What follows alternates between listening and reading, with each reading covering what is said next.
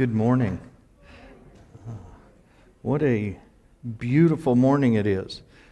Did you note this morning as you walked in, the wind wasn't trying to push you away? Yesterday was pretty wild up here on the hill. We're going to be in the Gospel of Luke this morning. This will not be your traditional Palm Sunday message as we march our way through Luke to finish chapter 23, so that next Sunday, as we come to Resurrection Sunday, we will be in that spot in the text in chapter 24. So that's where we're at today, and that's the purpose of pushing through that. But I don't want us to overlook the fact that it is Palm Sunday.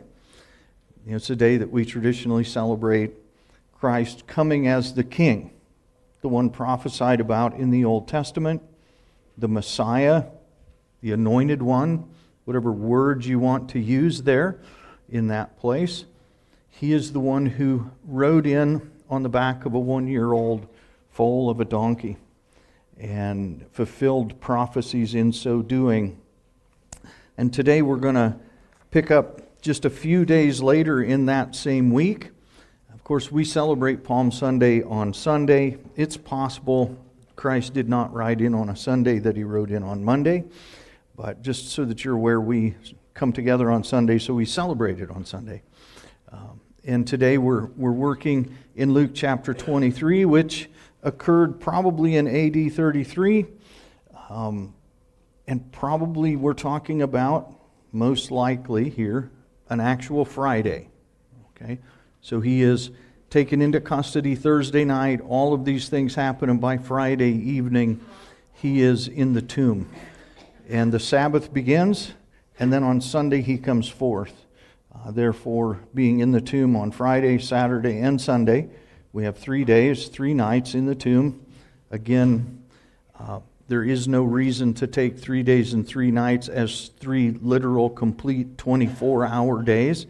It's just parts of, so he's there 3 separate days.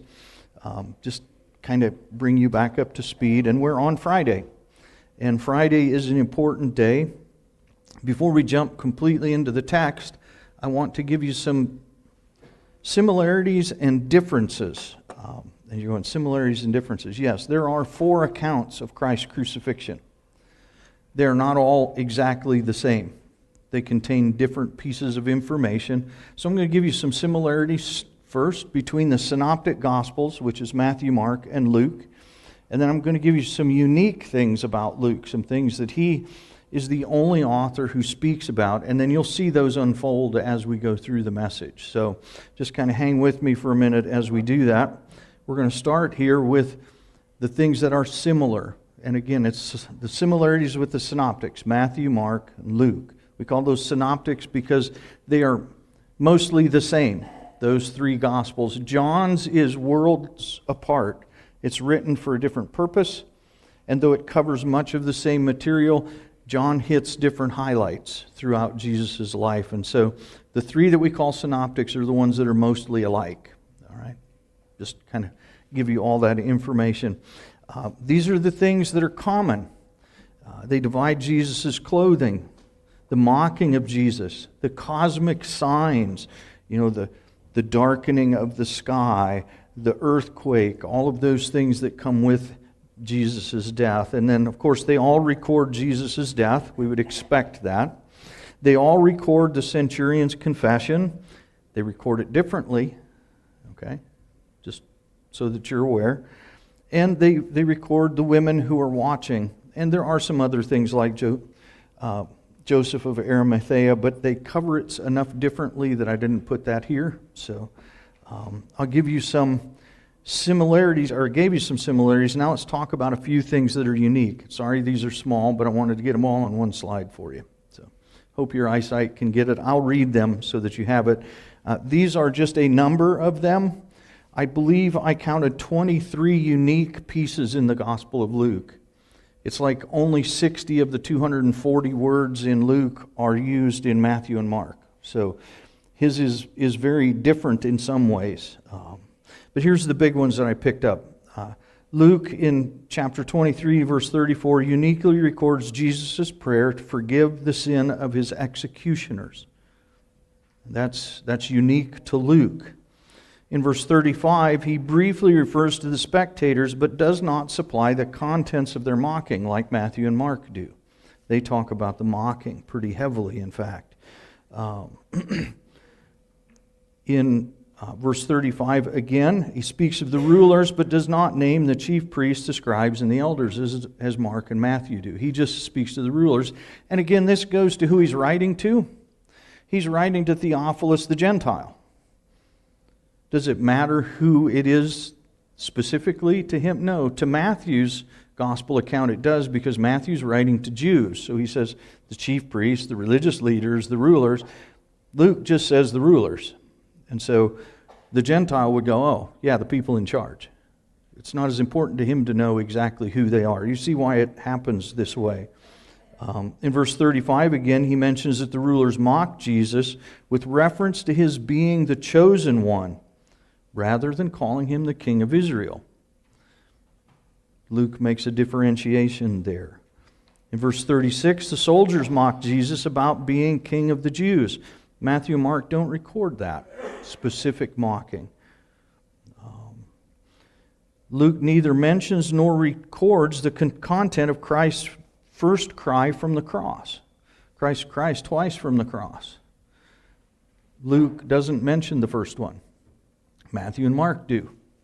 Okay? He also does not mention the crowd's mention of Elijah, or of his mention of Elijah, but I didn't put that up there. Sorry. In verse 46, he records uniquely the content of the second cry from the cross, using Psalm 31, verse 5 as his basis, we think. Okay? Verse 47, he quotes the centurion as declaring Jesus' innocence instead of his divine sonship. This is important for Luke, because if you remember, 5 times so far, twice more today, he's going to be declared innocent. So 5 times so far, Luke has used that word innocent, and he's going to do it twice more today. He's making a case for something, okay? He's making the case that Jesus Christ is innocent of the charges and dies as an innocent man, and that everyone, save for these leaders, declare him to be innocent. That's really important if you're talking about the Lamb who was slain on our behalf. Okay? As a Gentile, he needs to know this.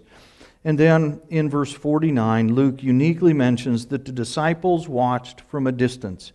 The other accounts don't talk about the disciples, except for John, who's with the women, evidently. Here Luke says the women are with the other disciples. So there's a group of them, it seems, maybe more than we originally would think. Without Luke's account, there are some things we don't know. Without Matthew and Mark's accounts, there are some things we do not know. And without John's account, there are another large chunk of things we would not know about Jesus' crucifixion. Okay, so if you want to know about his crucifixion between now and Good Friday, when Pastor Chris will be talking about some of those things, read Matthew's account, Mark's account, Luke's account, and John's. They're easy to find. Read those. Compare them in your own mind, and be prepared when you come with lots of questions for Chris Friday. No, I didn't say that. He's not going to be taking much for questions, but he is going to do kind of a visual walkthrough of the places and the times and the things that Jesus would have gone through. And I'll just give you a little hint. He's probably not going to talk about the 13 stations of the cross and show you current archaeological things and declare that that is exactly where Jesus did those things, because really we don't know a lot of those. We know that they happened. You know, like today we're going to see that his body is cleansed and he's wrapped in a cloth. But they have a place that they say this traditionally happened, but we don't know that. Okay? The scriptures nowhere tell us exactly where that happened. So one of the stations, they have this picture, and I'll show you a picture later of that. Well, let me show you. I think I can find it quickly. Maybe. Yeah, here you go.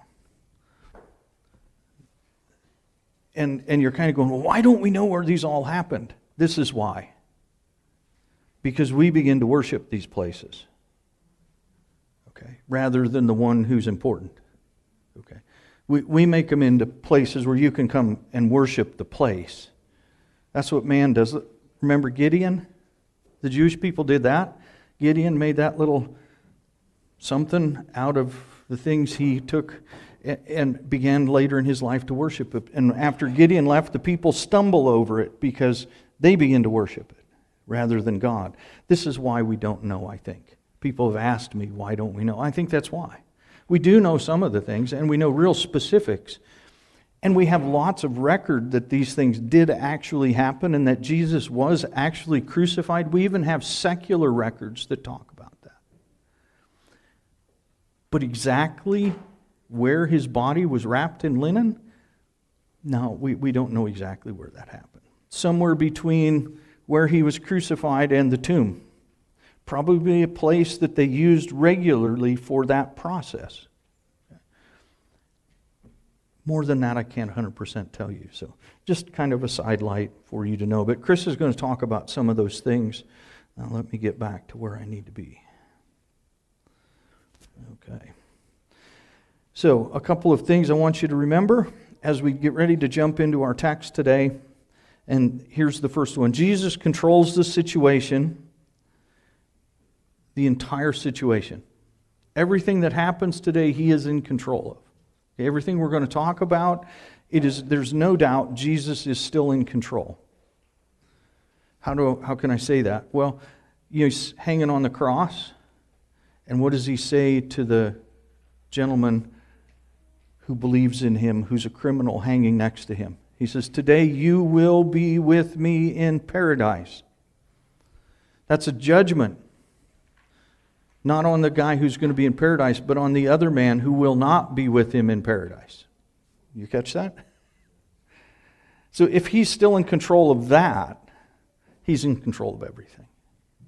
Nothing happens here that he isn't aware is going to happen, and it all happens when he wants it to happen. And it's really obvious, and it's unique in that. And so much so that when we get to the end of it, the centurion, the guy in charge of his crucifixion, looks at how he dies and says, "Wow, surely this must be the Son of God." He was innocent. And we'll talk about that. Sorry. But second one, a lot of Scripture is going to get fulfilled today. Third, Jesus is going to die with a prayer of trust in God's unending care and love for him. This is really hard for us to grasp, but even at the moment of his death, he releases his Spirit into whose hands? The Father's. Who does he trust at that moment? God, his Father. You see, there's an example for you and I when we're in the midst of a really bad day. Who can you trust? If at the moment of death Jesus trusts the Father, can you trust the Father? Yes. How do I know that? What happened 3 days later? He rose from the dead. Was his faith placed well in the Father? Yes. Yes. There's proof in the resurrection. People wonder, well, why do we need the resurrection thing? And it's like, because without that, everything else is worthless. If he never comes back from the dead, then God's not trustworthy. If he never comes back from the dead, the sacrifice wasn't accepted. If he never comes back from the dead, what hope do we have to ever come back from the dead and to live eternally with God? It's everything, folks. Yes, he has to die, but if there's no resurrection, then we are most pitied among people, right? As Paul says, we should be most pitied because we're living as if we do have a future after death. I hope, anyway. Do you have a hope of a future after you die? I pray you do. I pray so. I hope you do. All right, so let's jump into the text. Luke chapter 23, verse 33. And they came to the place called the Skull. There they crucified him and the criminals, one on the right and the other on the left. Luke moves right to the crucifixion here without referring to the effort mentioned in Mark and Matthew to get Jesus drugged with some wine to dull the pain of death.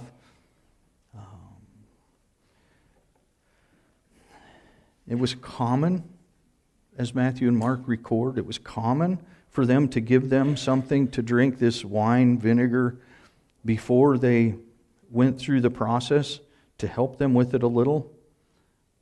They don't. Luke doesn't mention the word Golgotha. The place of the skull is all we have here, which is Golgotha defined, in a sense. Where was Golgotha? Probably north, outside the city. Probably. And you're going, okay, so where? Well, good question. I wish I could give you a 100% answer.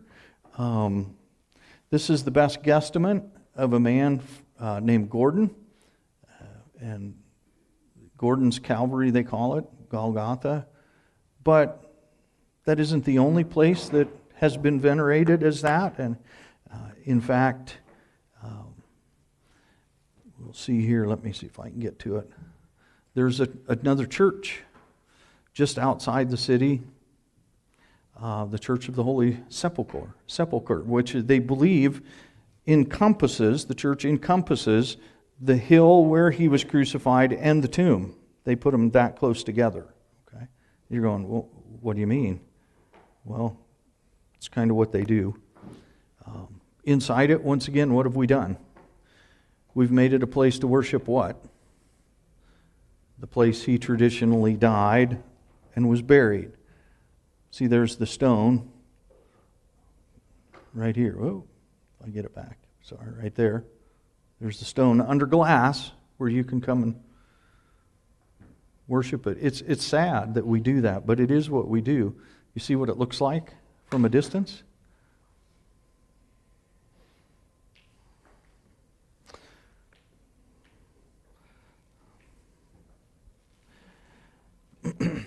Jesus speaks in verse 34, saying, Father, forgive them, for they do not know what they are doing. And they cast lots, dividing up his garments among themselves. Jesus intercedes for his enemies. Is that not exactly what he told his disciples they should be doing in chapter 6 of Luke? In the Sermon on the Plain, out on the flats. And it is something they will do in the book of Acts. We'll see the change in the disciples after Christ's resurrection. And they will begin to put on his attitudes and actions. And they will pray for those who are persecuting them.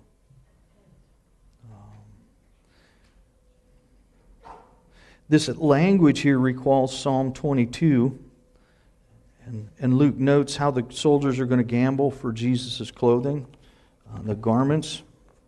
The psalm portrays the mocking suffered by a righteous sufferer. Of course, Jesus is the model of the righteous sufferer.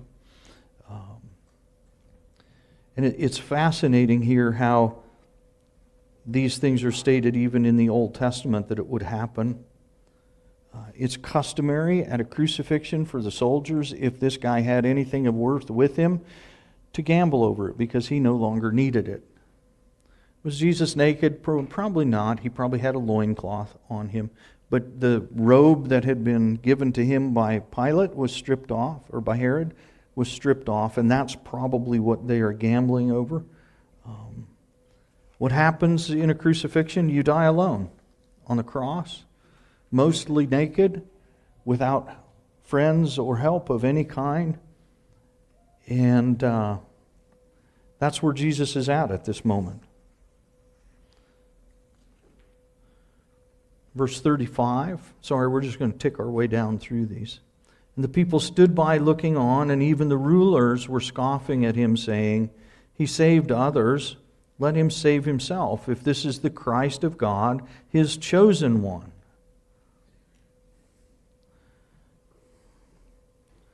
Here here Luke divides the people watching what's happening. I'm just going to throw some pictures up here for you along the way. And he divides them between the watchers and the mockers. The people who are mocking Jesus Christ for either what he said or what he did, and for those who are curiously watching on. And those people's attitude, the watcher's attitude, will change at the moment of Christ's death. Something happens. I'll give you a clue. It's how he dies that makes them suspect something different is happening. So there will be a change there. The first group here, these watchers, the text and the other supporting text seem to say that they're kind of neutral. They're just watching. They neither support Jesus nor are they necessarily against him. This is supported a bit at Pentecost. A huge group of probably these people, come to know Christ as their Savior that day. So they're not necessarily against him like the second group, the leaders who mock Jesus. And the verb mock here alludes again to Psalm 22 that Luke seems to be quoting, or Jesus is possibly quoting here. And again, Jesus is the righteous sufferer. The leaders mock him. They mock his ability to deliver others, but not himself. They taunt him to save himself, since he thinks he's the anointed one of God, the elect one, and they're feeling good about having gotten him on the cross and executing him. But God will answer their taunt in a surprising way in 3 days, won't he? A very surprising way. God's chosen one will be vindicated. It's interesting, Jesus doesn't help himself here immediately, because if he does, we lose. But 3 days later, guess what he does? He comes out of the tomb. So ultimately, he does come down off the cross, doesn't he? I find that interesting when you think about it. Ultimately, he does answer this. Matthew adds an additional taunt. He trusts in God. Let God deliver him now. So what does God do 3 days from now? He delivers him. I find it interesting there. Despite Luke's simplicity here in this text compared to the others, I think he has a more complex portrait of the witnesses. I think he portrays a fuller response to the cross there. And then there's a third group in verse 36 that comes on the scene. And the soldiers also mocked him, coming up to him, offering him sour wine. They offer him sour wine. What a thought. When we think of sour wine, we would think of spoiled wine. Well, this could be just a dry wine. It could also be a wine that's more vinegary than it is. Have you ever used white wine vinegar when you're cooking? Think more along those lines, potentially. Something like that is offered to him. The reason they offered it, it actually cuts the thirst much easier than other types of wine would. Apparently the offer is made as a joke, since it's accompanied with a challenge, right? If he's the king, he should save himself. In the other synoptics, Jesus takes this drink when it's offered to him. He doesn't take the first one.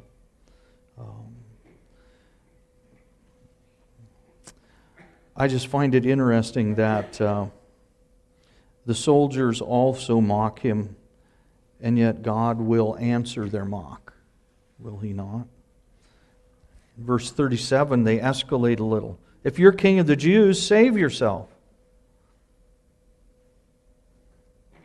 It's a first-class condition there. They say, let's assume you are the king of the Jews, and if you are, then save yourself. Is kind of the idea behind this. It's a note of mocking, showing how the Romans really viewed Jesus' comment or statement of being the anointed one, that he was the Messiah, the Christ. They saw a regal claim in that term.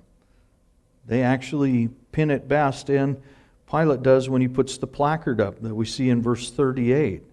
Now there was also an inscription above him, "This is the King of the Jews." King of the Jews.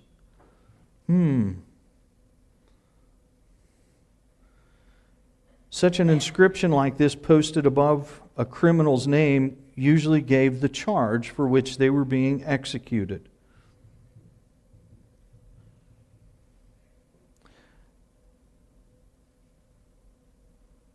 The wording here matches what Mark has, except for the derogatory term, which Luke shares. Matthew's close, but puts the order slightly different on the words. John adds more complete, giving his name, his origin, and his crime. So it's Jesus of Nazareth, King of the Jews. Luke doesn't add that piece as John does.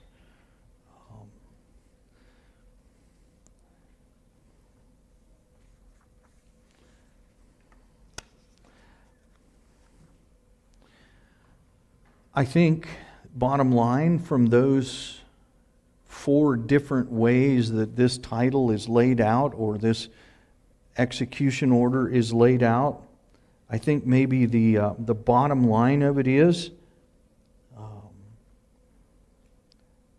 that the Romans saw King of the Jews as the bottom line principle. Okay. Christ will one day return as what? King of the Jews. The Messiah will return, and on the day of the Lord, when He returns, He comes back in power and in might to judge as the King. The one who has been given dominion over all other kingdoms. That would include the Romans, would it not? Of course it would. Verse 39. Wow, we need to hurry, don't we? Sorry. And one of the criminals hanging there was blaspheming him, saying, "Are you not the Christ? Save yourself and us." Luke turns now to these 2 criminals who are being crucified with Christ. We saw them earlier in the chapter as they're all going out to the hill to be crucified together. And here, one of them blasphemes Jesus. He speaks with sarcastic disrespect, we might say. And if you listen to his taunt, it recalls the one from the soldiers, and it recalls some of what was said about him by the Jewish leadership. "Are you not the Christ? Save yourself and us." But it's filled with that sarcasm that cuts here. It's also interesting that as the day goes on, everyone will begin to say, "Save yourself" to him. It's like it's a catching fever. Okay? The soldiers say it, the watchers are going to say it, everybody's going to say it at one point or another. The religious leaders say it, and here the criminal says it. Why don't you just save yourself? Luke uses the word blasphemous, I think, because of the abject sarcasm in the comment by this man. The righteous one, and the irony is great, and so is the blindness, right? They accuse Jesus of blaspheming over and over, yet who is it that's truly blaspheming? It's those who are speaking that way to God incarnate. They're the ones blaspheming. This exchange here between Jesus and the criminals is only found in Luke. So this is what we have about it. 2 criminals, Matthew and Mark tell us. That's all we're told. There's no positive note in any of the other Gospels. And if we didn't have Luke, everything would be speculative about these 2 guys. But the second criminal in verse 40 steps up. He answers, and rebuking the other criminal, said, "Do you not even fear God, since you're under the same sentence of condemnation?"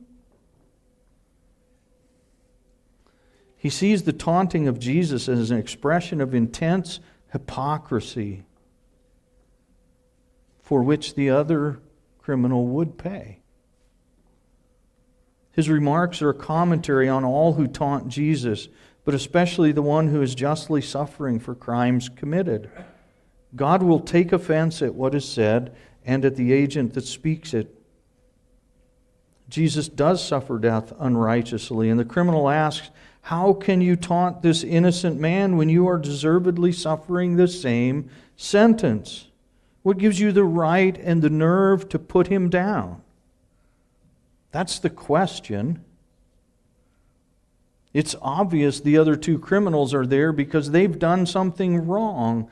Yet all along the way, Jesus has been declared what? Innocent. Both Pilate and Herod declare him innocent. And fascinatingly enough, look at verse 41. "We indeed are suffering justly, for we are receiving what we deserve for what we have done, but this man has done nothing wrong." Innocent, says the other criminal. One says, "Get yourself down if you can and get us down too, if you are truly the Christ, the anointed one." And this one says, "Man, how can you speak that way? He's done nothing wrong. We're here because we deserve it. This man is innocent." Can you imagine what the people looking on are thinking?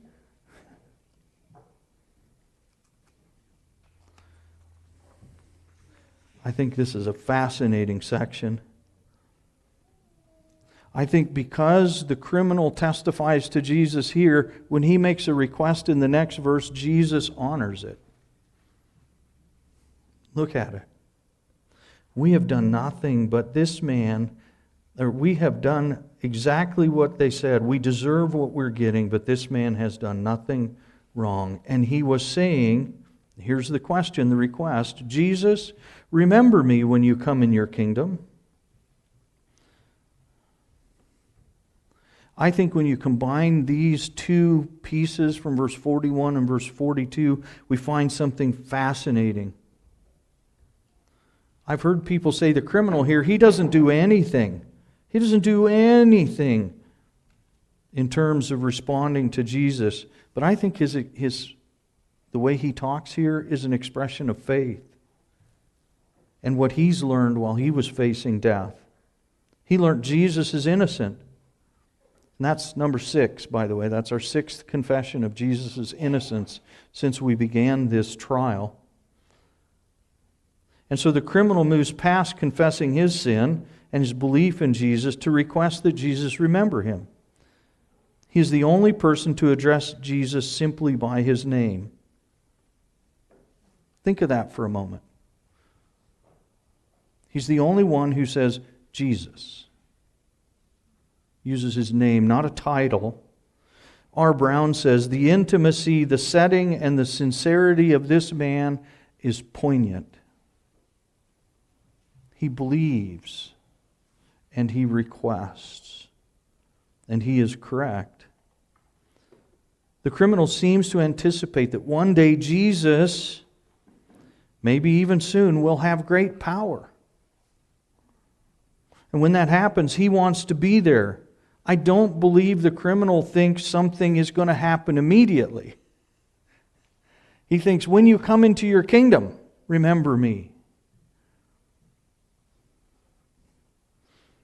The remark is a messianic confession and expresses the hope that the Messiah and the righteous have always confessed. Some saw Jesus raise the dead and did not believe. The robber sees him being put to death and he believes. What a difference in how people have seen this. I think the robber is an example of one who finally confesses when he's confronted with an inevitable death because of his own sin, and he wants to follow Jesus even to glory. And Jesus' response in verse 43, it's absolutely amazing.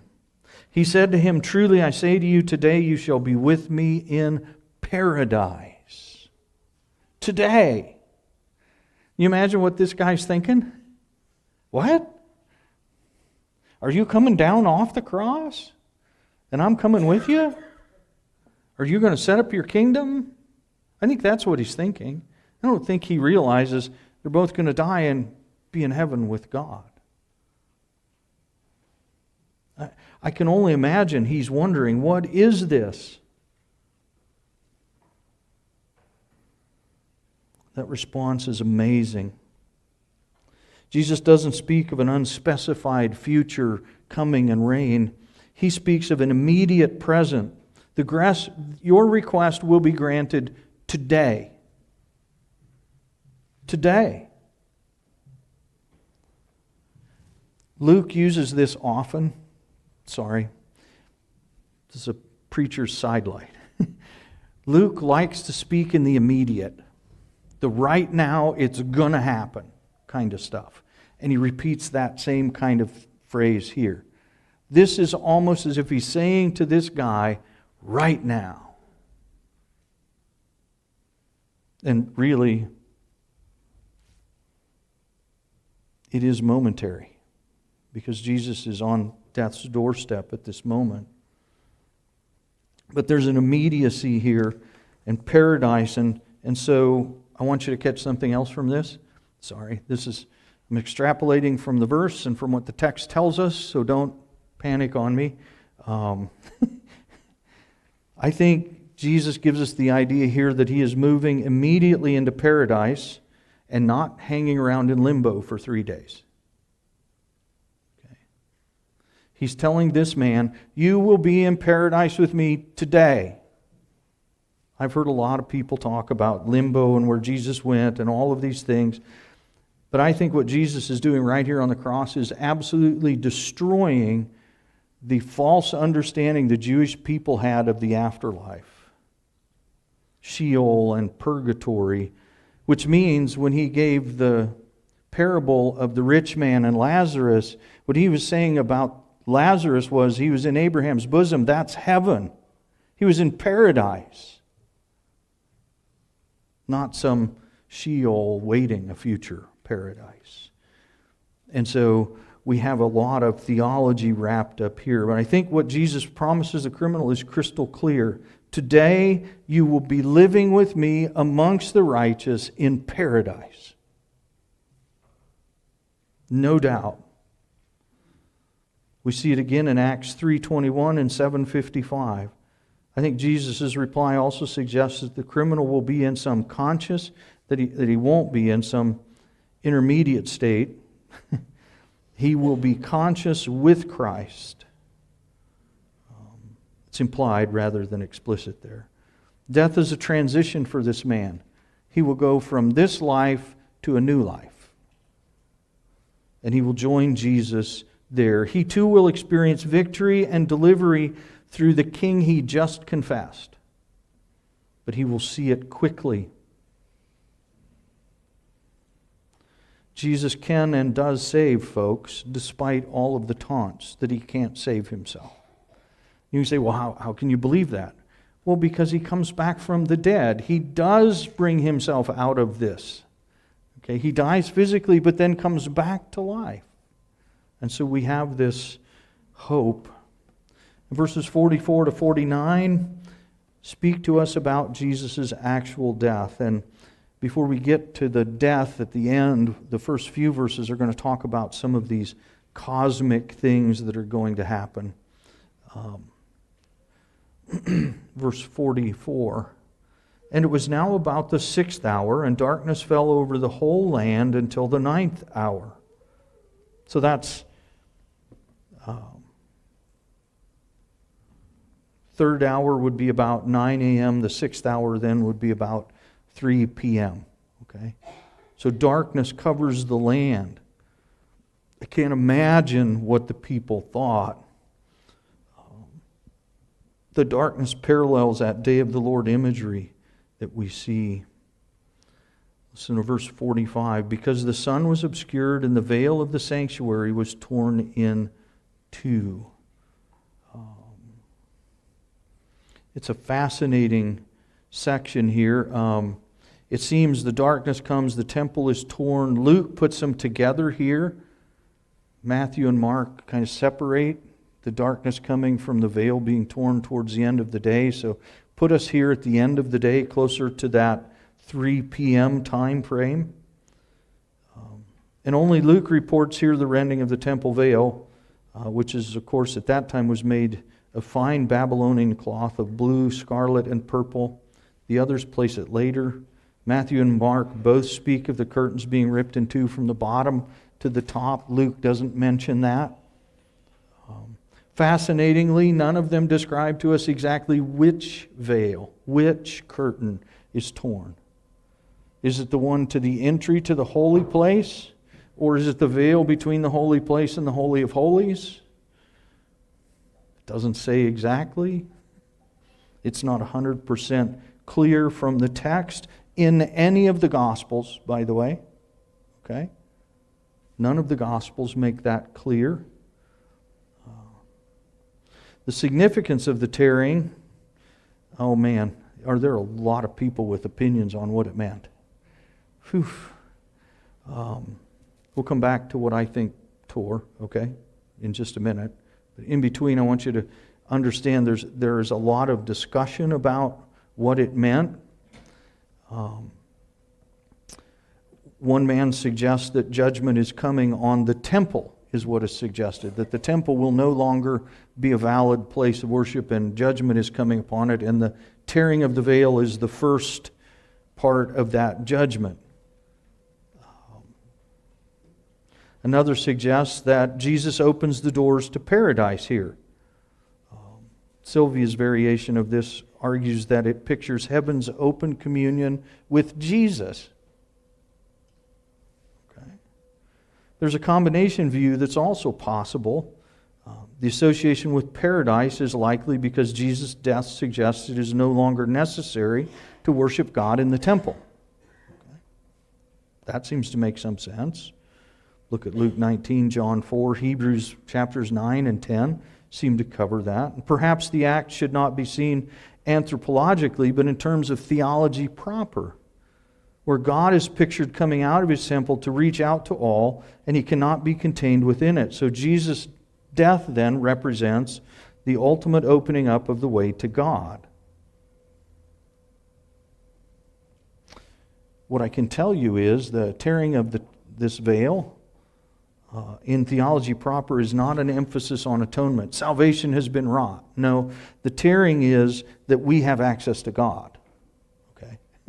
That's what it's about. So for me, it's probably the inner veil, the one between the priests and God that was torn, because it's talking about access into God's presence, not just into the holy place. Okay? There's a Jewish myth, okay? We have nothing to corroborate this. There's a Jewish myth that started in the 400s and 500s after Christ's death, that on that day, the temple doors, so the doors to the holy place were open, then there would have been a curtain, and both curtains were torn. It's just a myth. It just appears out of nowhere in history. There's nothing from that day and age to significantly substantiate it. I think what it means here is that it's torn and we now have access. And that I say that pretty firmly, pretty securely, because of Hebrews chapters 9 and 10. That we now have access through Christ into the Holy of Holies. Okay? Just kind of my own thought. Verse 46, lest I get clear off. And Jesus, crying out with a loud voice, said, Father, into your hands I commit my spirit. Having said this, he breathed his last, and Jesus is dead. Who killed him? A lot of people want to say, well, it was the Romans, it was the Jews. Friends, Jesus Christ gave his life willingly. He said, into your hands, Father. He's God. You and I do not have the power to kill him. If he so chose, he would still be hanging on the cross today alive. Okay? He chose the time and the place of his death and the manner in which he would be killed. Okay? But the bottom line is Jesus willingly gives his life for sinners. Right? And He is dead. And it's Friday. Okay? And that's where really everything ends, but it doesn't, because the chapter still has a few verses. Okay? A couple of other fascinating things have to happen, and I find it just absolutely staggering. What I want you to catch from verse 46 is that when Jesus dies, He dies with a cry of faith. Into your hands, Father. Faith. He trusts that God will care for him. Do you see that? Without that, friends, a lot of this just doesn't mean much. John says, "It is finished." But Jesus, here in Luke, gives us the final words. It's not just finished. He says, "Into your hands I commit my spirit." It's a quote from Psalm 22, verse 1. Luke gives us that content, without which we miss this faith expression. Into God's hands, just like David does in the Psalms. And Jesus here reiterates, it's a prayer of trust, and it is also an expression of submission to God's will. How many of you have done that in your lives? Said, "Lord, I don't know why I'm going through what I'm doing, but I trust that you know what's going on and that you are able to help me in it, and I trust you." That's what Jesus does right here. Submits to God's will, expresses faith that God will deliver him. He is, friends, in his death, modeling for us what it looks like to trust God.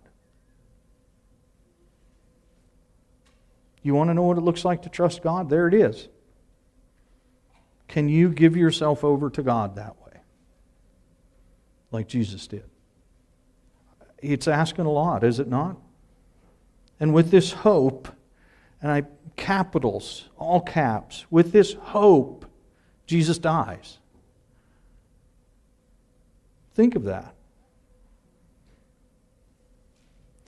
And then what happens? Matthew and Mark tell us that there is an earthquake. Saints come out of their tombs and wander the city. Luke doesn't mention any of that. What Luke does next is talk about what the centurion's reaction's like. Okay? So look at what the centurion says, verse 41. When the centurion saw what had happened, he began what? He began praising God, saying, "Certainly this man was righteous." What's righteous mean? Without guilt. There it is. There's the seventh declaration of Jesus Christ's innocence. 7 times in this chapter, Jesus is declared innocent. The last one, moments after he dies. Can you imagine? How many people have ever been to a trial that was that way? The judge says, "Innocent. But I'm going to punish him anyway." Another judge steps in and says, "Let me talk to him. Innocent. I'll send him back to you anyway because you're going to punish him." Declares yet again, "Innocent." The first judge, for the second time, says, "Innocent, but I'm going to punish him anyway.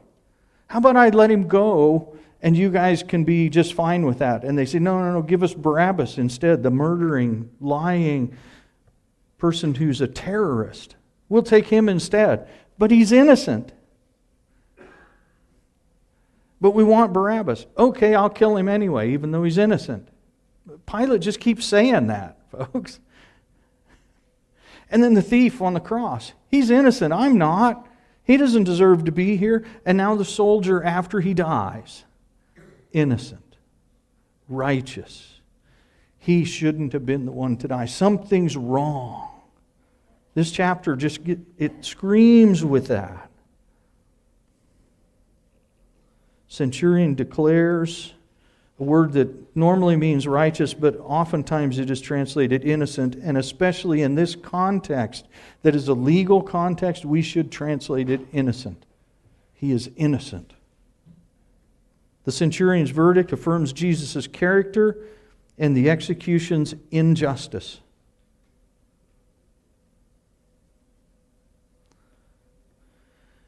Matthew's longer account, see, Luke just throws this one thing in there. Matthew goes a little longer, and he notes that the centurion is not alone. Other soldiers kept watch over him. When they see the earthquake, they're filled with awe. Matthew and Mark agree and add, truly this man was the Son of God. So Luke, immediately writing to Theophilus, goes to what the Gentile soldier says. You catch that? Don't overlook who it is he's writing to here. He's writing to the one who would care to hear what the Gentile soldier thought. And the Gentile soldier thinks this was wrong. This was wrong. Then verse 48. And all the crowds who came together for this spectacle, when they observed what happened, were returning, beating their chests. If they were just curious and kind of wanted to watch, how would they have gone home? These are the people who just a little bit ago were just curious, remember? Now they're beating their chests. What is that a sign of? Mourning. Why are they mourning if they don't care about who Jesus is? All of a sudden, something's happened, and these people are beating their chests and mourning over the death of this one who claimed to be the Son of God, who claimed to be the Anointed One, the Messiah, the Christ, who is declared innocent, and now all of a sudden they go, uh-oh. Imagine what these people think when Peter on the day of Pentecost says, whom you crucified. That's some of these people, folks. I find it fascinating to think that it's these people who are now mourning and mourning and mourning. So they seem to reconsider. They seem to reconsider. These events produce changes. You can't walk away from Jesus Christ unchanged, is the fact, right? You're either going to accept Him or reject Him. You're changed one way or other. Eternally condemned to death or eternally condemned to life, right? Condemned there just to balance them. It's not a condemnation to be given everlasting life. It's a benefit. It's a bonus. But the idea is you're changed. And these people, seeing how He died, changed. You just simply can't miss that. Look at what happens in verse 49. All His acquaintances and the women who accompanied Him from Galilee were standing at a distance watching these things.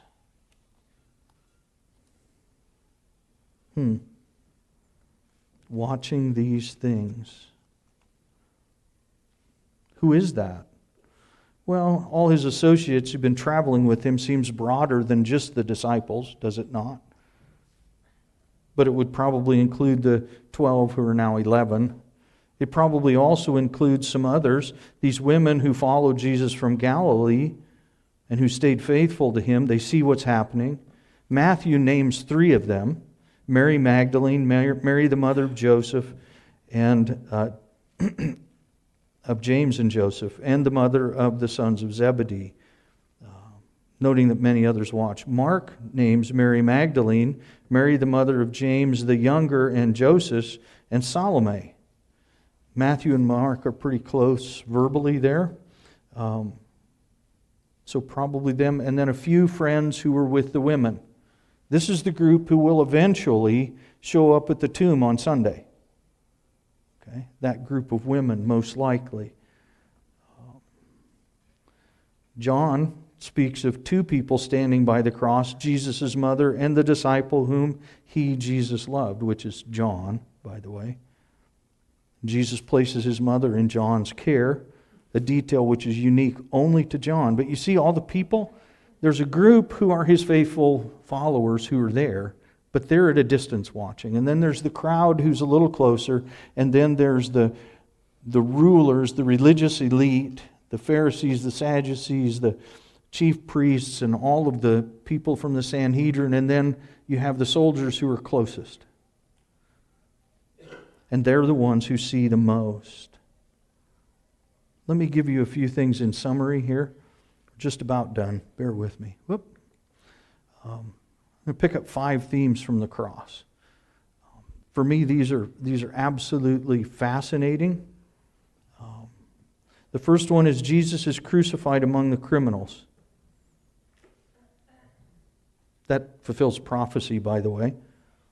Second are the variety of reactions produced by Jesus' death in people who watched. The rulers sneer, the soldiers mock, the criminals blaspheme, and then when he dies, they all go, "Ugh." One of the criminals confesses, asks for deliverance, and a centurion confesses Jesus' innocence. The whole world watches with a variety of reactions. The third thing is Jesus' innocence. It's underlined again here by both the criminal and the centurion's confessions. Jesus dies as an innocent, but he is in control, for he offers the confessing criminal paradise and prays for forgiveness for those who are doing this to him. Fourth, creation testifies, or creation's testimony to Jesus' death. Darkness, the ripping of the veil, the earthquake, all of those things testify to the fact that this is not a normal death. This person is unique. He is Jesus, the Son of God. Creation, in other words, speaks for the Creator on behalf of Jesus Christ. Humans may have opinions about Jesus, but God sent the real testimony about him. And lastly, fifthly, is the exemplary trust of Jesus before his Father, entrusting his soul to God's care and relying on him for resurrection. He's relying on him for resurrection.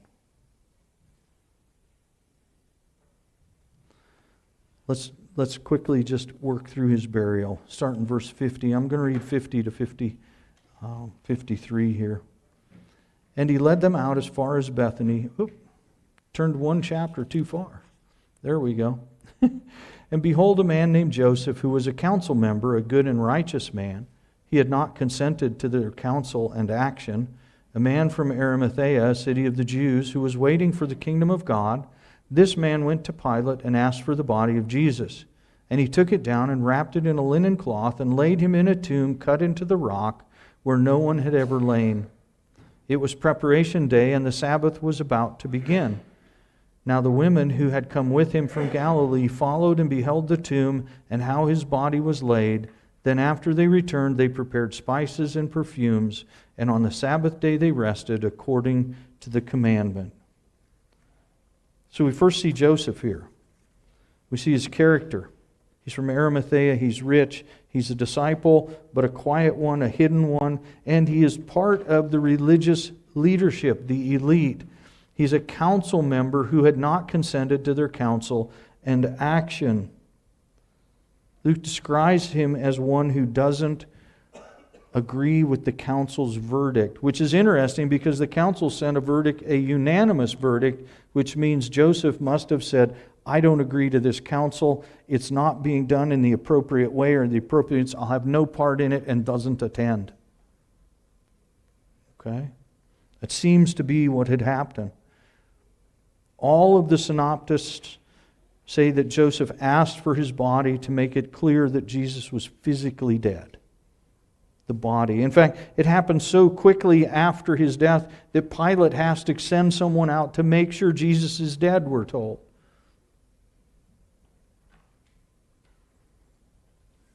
Not here, but in the other Gospels. Okay? But we know this. Why would Pilate release the body of an insurrectionist to someone to put in a tomb so that they might do something funny with it later? Well, he wouldn't have, except for one thing. Joseph is part of the council who condemned him. You think God's at work there? How else would he have gotten the body? Pilate had to assume this guy's part of the council. He won't do anything stupid with this body. So he releases the body. And the Sabbath is at hand. They get the body down from the cross. They wrap it in linen. Joseph's work probably means that he cleansed the body according to the ritual. John 19 mentions that Jesus is anointed by Joseph and Nicodemus with 100 pounds of spices. This is a rich man, okay? Has a new tomb that's never been used, prepared for himself there in Jerusalem, and offers it for Jesus' body. This is a guy from Arimathea, not Jerusalem, but now he's part of the council, and he's so adapted into Jerusalem's life, he's prepared himself a place so he'll be buried amongst the priests. And the rich people here, they use that tomb. They wrap it 100 pounds of spices, John tells us. That's a lot of weight, folks. And if you take the map of the Church of the Holy Sepulchre, they show, you can see the, what's it doing here? There we go. Let's get it back. The stone here where he's crucified, the tomb where he's laid, they believe are all within the foundations walls of this temple. You see the foundation in brown going around? We don't know that that's true, okay? Again, I gave you earlier the reasons why I think it's probably not. One of them is we don't know for sure because we would make it a site to worship, which is exactly what they have done. Luke makes a chronological note here, saying the day of preparation, which would be the day before the start of Sabbath and the day before the feast, because it's the feast of the Passover feast as well. That's another reason we think it's AD 33. That's one of the two dates that are closest to this that actually have Passover and the Sabbath on the same day. One of the few years. Sorry, just a side note. And then the women. These women who are watching. So Joseph doesn't act in secret. He just goes to Pilate. They kind of follow along, or they stay with the body watching it. When when Joseph comes back with permission to take the body, then they follow, because they want to see where it's being taken. They want to see this. And they follow and beheld the tomb and how his body was laid. So we have women here from Galilee who come, they see the tomb, they see how Jesus' body is laid. Again, probably Mary Magdalene, Joanna, Mary the mother of James, and some others. We don't know who. And then they return home and they prepare to anoint Jesus' body after the Sabbath with another variety of perfumes and spices. The Jews didn't embalm. This is not talking about they're going to come back and embalm him. No, they wrapped the bodies in spices and strong scents to cover the smell of decay. Okay, that was the purpose of what they are doing. And so that's where they're at. And then Luke uniquely says, and the women rested on Sabbath. That they didn't break the Sabbath, even though some would say they could have had a right to have done so, but we won't go into that. So where do we end up today? Okay. We end up, right, with Jesus' body in a tomb. He's dead, killed as a criminal, buried with honor. Only a king deserved the kind of spice wrap that Nicodemus and Joseph give his body. 100 pounds of spices is the kind of thing you would do for the body of a king. Okay, they kind of show that here with this honor. He donates a new tomb as a resting place. They care for the body. Others are going to honor him. They're preparing to honor him with additional spices. Those who follow Jesus now, with the tomb closed, go home and celebrate the Sabbath. That had to be a sad Sabbath, did it not? But where does it leave us? You know, as Sabbath began and the sun set, where does it leave us? The body of Jesus is dead. He's dead. It's just a hollow shell at this time. I'll tell you what it leaves us with. And it's incredible. It leaves us now that it only remains for God to act. It only remains for us to see how God will answer Christ's prayers.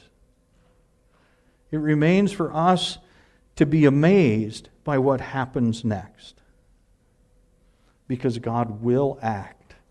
Jesus will not stay in the tomb. He will come back from the dead, and I mean that he was dead. Okay? The body was dead. 3 days it lays in the tomb. Christ comes back. But that's next Sunday. Okay? I'm going to leave you waiting a little longer than normal this year. Normally it's Friday night when we say that. But friends, I want you to catch this, okay? The only thing left is for God to intervene. And He will. He is faithful. Jesus believes He is, offers Himself into the Father's hands, and the Father will act. Jesus is not lost. Our hope is not gone. We do not believe in vain. God acts. And Jesus comes back. Let's pray. Father God, thank you so much for this morning. Thank you for your word. Thank you, Lord, for this section that reminds us that Jesus, the innocent Lamb, was slain on our behalf. That He suffered an incredible death so that we might be given an incredible life. You made Him who knew no sin to become sin on our behalf, Father, so that you might make us the righteousness of God in Jesus Christ. Having His blood sprinkled upon us and His righteousness covering us. Father, by faith we receive that, just as the thief on the cross did, when he declared himself to be guilty and Christ not to be, and asked for Christ to save him, and Jesus said, I have. Thank you, Father, for that promise, that all those who would believe in your Son would not perish, but would be granted everlasting life. We do not understand your ways, Father, for they are above and beyond our ways, yet we worship you for them, because without your action in sending your Son Jesus to come and die for us, we would have been lost. In His name we pray. Amen. And you are dismissed.